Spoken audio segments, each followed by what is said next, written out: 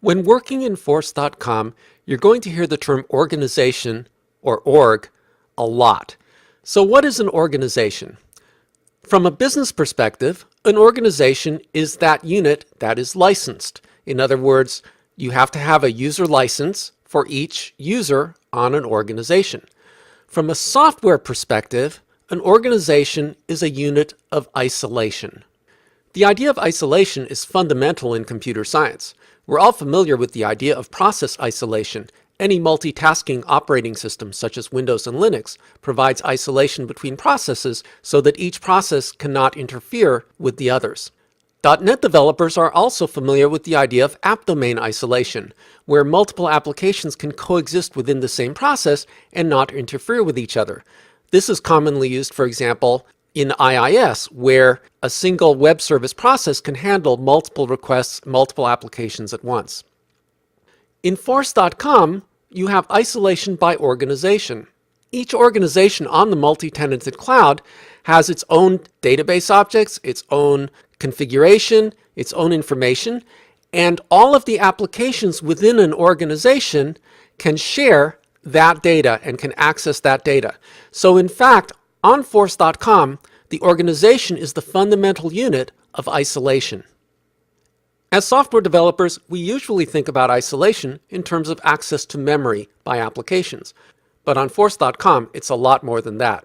We're concerned about access to objects, database objects on the native database in Force.com, the fields on the objects, page layouts, validation rules, workflows, which are ways to execute operations without code, reports, email templates, pages, Visual Force pages, which allows Force.com to expose web pages, code, triggers and classes, security settings, and so on.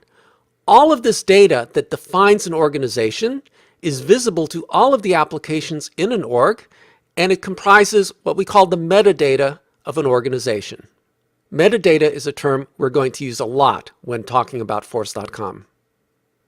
Perhaps the first thing every Apex developer learns about coding on Force.com is this fact.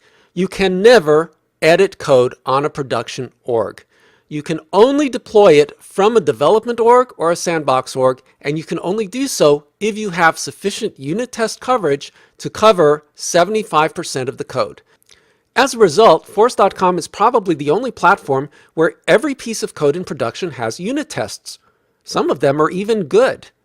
We'll talk more about how to deploy code from development and sandbox orgs into production later in this course. I'd like to share with you two thoughts before we dive in and look at the development environment itself. First of all, remember that previous slide where code was just one of the items of metadata on the list? That's important because an application in Salesforce consists of a lot more than just code. As developers, we tend to be very code-centric, but code is just one aspect of software development under Force.com.